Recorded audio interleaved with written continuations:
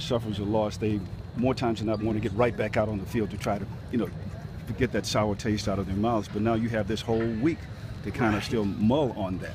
I think it goes both ways, Jim. I think that, one, sure, we'd all love to be playing this coming Saturday and have moved on from the ball game and focusing on a new opponent and all those things. But the other side of me says we need this bye week. We need to get better. And a bye week doesn't mean a week off. It means we need to get better individually. We need to get better collectively. So part of that is this is a great opportunity for us to take advantage of this week. And I thought we had that type of practice today. We were able to focus on, we had a team red zone period, we had a blitz period, we had a third down period, we had a developmental scrimmage period. So we got a lot of that type of work done, and it was hard. It was hot, it was challenging. And so on that front, it was good, but the taste is going to be in our mouth a little longer than normal, which maybe that's not such a bad thing. It's one of the main concerns, or it has to be pass protection. Is that one of the things? Well, it's one of a handful of things. Obviously, the run game is a whole nother set of issues. Pass protection, especially in the obvious passing situations, the third long situations, was an issue.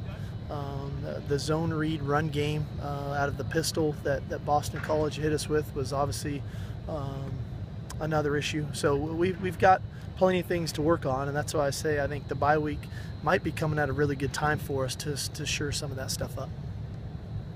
Do you think you came into this game with too much confidence coming off of Stanford? No, I don't think it was an overconfidence thing. I think that again, and I don't think it was for lack of effort. I thought our guys tried hard. Again, I give Boston College a great deal of credit. But for whatever reason, some of the things that they presented to us, one, we didn't handle very well, even though we knew they were coming.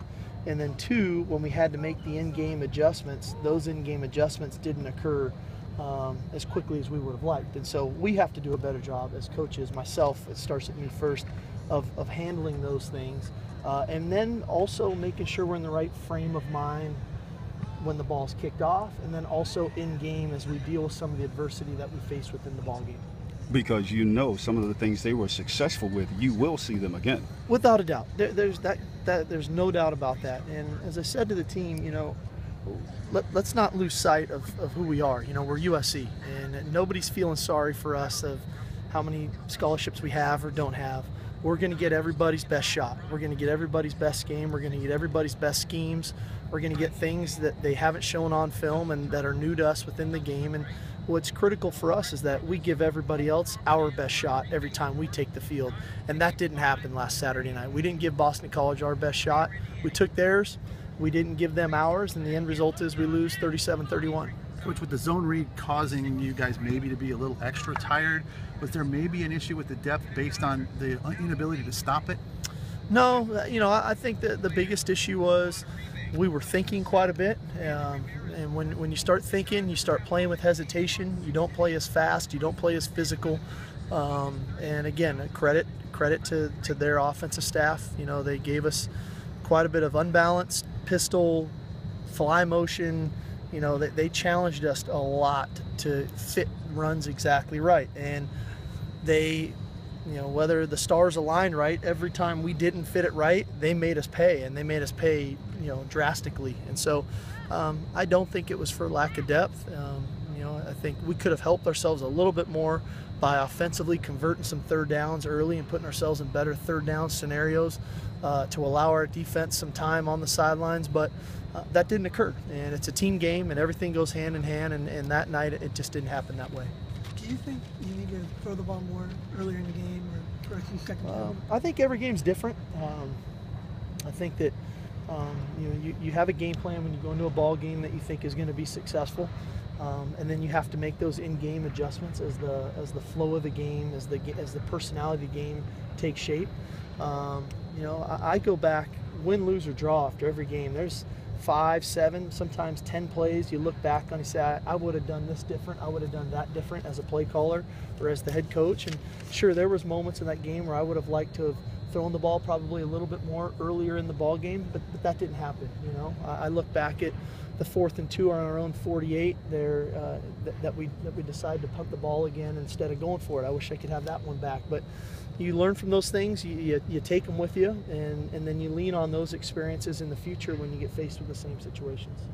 With the amount of defensive miscommunications you had, how much of an impact do you think having Hayes being out the first half? I'm sure it had some of that. When you have a 4-year starter middle linebacker who's seen just about every scheme over his time here, not on the field, it can have an effect. That's not the end-all be-all reason, I can tell you that.